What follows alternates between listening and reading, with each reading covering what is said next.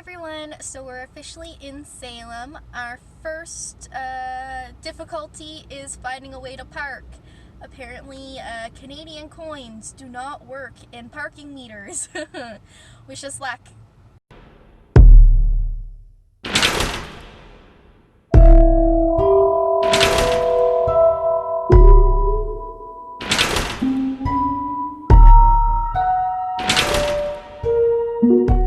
Hi everyone, my name's Willow Rose Moondancer. I make videos here on YouTube about Wicca, and I also have a blog called Wiccans.wicked.com. If you haven't already figured it out, today we are going to be talking about my trip to Salem that I just went on. If you saw the very beginning of this video, we did find a way to park. Apparently you don't have to use the little park meters. You can get a ticket and go all the way up to the top of the parking garage. So, the very first thing that we did on this trip is we got a ticket to go on the trolley. The trolley was something that you could use all day to get from main tourist attractions without having to walk, but it also offered an hour-long tour, guided tour about the entire city's history, not just the witch trials, everything. And so that's what we did first. I don't know if all of them were as great as the one we were on, as there was many different trolleys from the same company, but the people who were doing this trolley that we were on were fantastic. A very kind older couple. They taught us a lot of stuff that we didn't know about the place, and we got to see lots of cool places from the very beginning of the trip, which was by the visitor center, all the way down to the water and back and all around. So that was really good. And at the end of that trip, we also got a coupon to go to this little place called Turner's, which is a restaurant. They deal mostly with seafood. However, I don't like seafood, and there was some great options there for me as well. And the building itself the Turner's was in had historical significance to Salem, which is why they were talking about it. So after our trolley ride, we went to that little restaurant. It was super cute, and the waitress that we had was fantastic. Her name was Lisa, would definitely recommend. So after we got a bite to eat, we decided to walk to the Witch Dungeon Museum, as it was just down the road. And essentially what the Witch Dungeon Museum was is at the very beginning you went into this room, and it was like a reenactment of Sarah Good's trial, or what they think would have happened. They quoted exactly what was recorded to have been said at the trial. It was really great. The actresses were amazing. And then you go downstairs and you go on a guided tour to it's not an actual dungeon, but they remade the basement of this building to look like what a dungeon would have looked like during the witch trials. And it was really cool. I have lots of pictures, and I'll be inserting them here in this video somewhere about now, probably over here. And then after we were done that, we walked over to the witch house. The witch house was the home of Judge Jonathan Corwin. He was a very bad man during the trials, and he convicted wrongly a lot of witches and put a lot of people to death. So we checked out there. I have lots of videos that I will be inserting here shortly about the house. There was lots of great information to gather. However, there was some gory explanations on how people might have used different human body parts to try and cure yourself of various ailments, and I will be posting that. There's no like gory pictures, but if you're not into that, you may want to zoom through a bit. but I thought it was really interesting.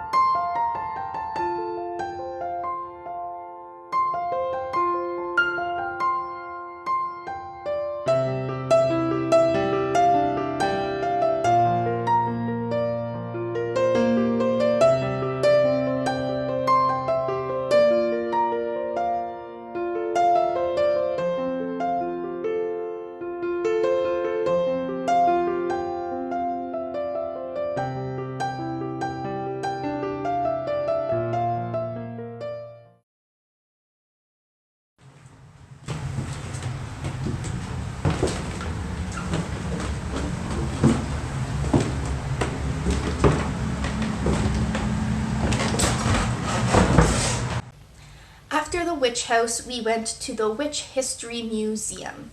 In the very beginning, you sat down, and the gentleman there gave you a brief history of what happened during the witch trials. And then you got taken downstairs into the basement, which was where the museum was, and he did a guided tour. He didn't do so much talking downstairs. He did some, obviously. But there were pre-recorded messages that were kind of old-timey feel, to explain what happened there, and it was pretty much the timeline of the trials in a museum form. It was really cool, very great information. At this point, though, we were kind of done going to museums. They were all fantastic. However, we just realized that we were getting a lot of the same information that all of the other ones were saying. So we didn't end up going to the Salem Witch Museum, I believe it was. We had driven past it on the trolley at one point, and it was just crowded beyond belief. And where we had already gone to so many places that were telling us the same thing, I figured that we would just leave that one be. And so we started on to going to the cemeteries. The first cemetery that we went to was the Howard Street Cemetery. It is thought to be the place where Giles Corey was taken to be pressed to death. We walked through there. We could not find any like tombstones or anything like that of Giles, because from what I understand, no one knows exactly where he is, because they did not put a tomb, or they did not put a tombstone up or anything for him. So his exact resting place is unknown. But we did walk through there and pay our respects.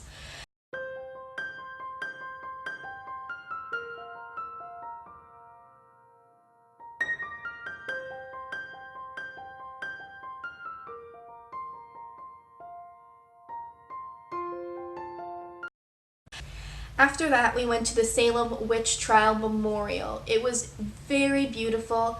I have a video that I will be showing you here in just a second.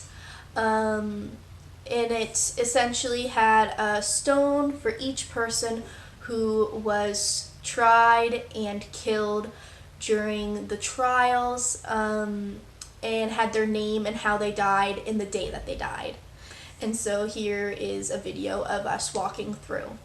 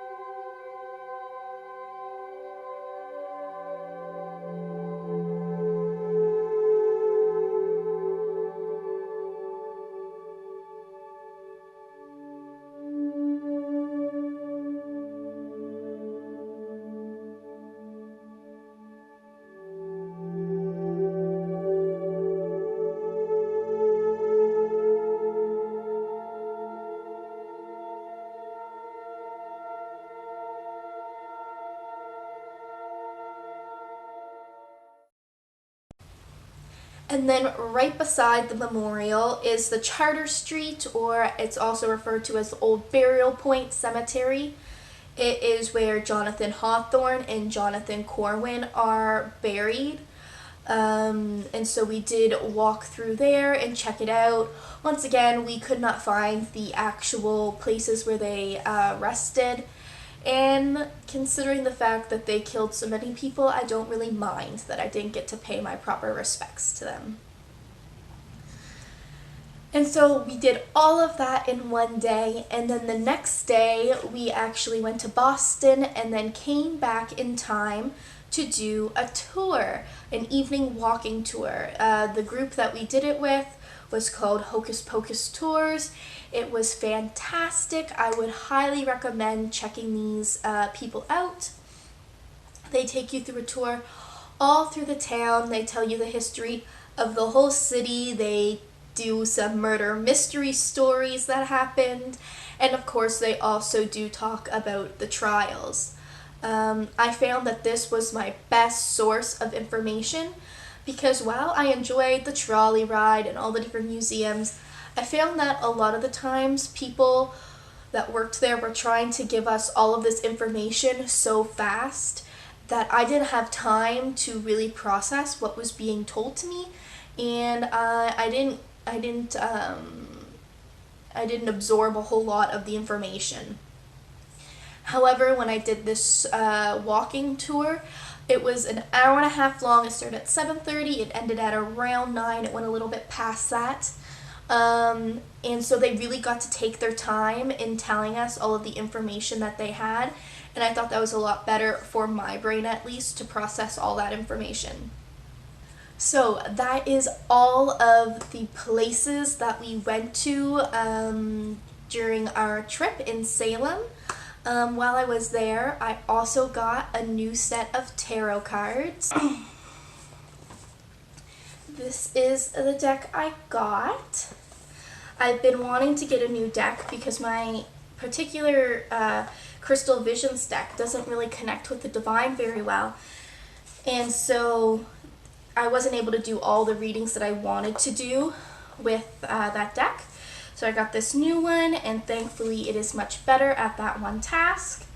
It comes with a little mat that has a tarot spread on it, and it comes with this very big comprehensive book it talks about the artist, it talks about how she went about making it. It's made by Lana Zellner, I believe is how you say her name. And then it goes card by card and explains what each card means. I won't go through the whole deck, but I will show you a few pictures from the deck.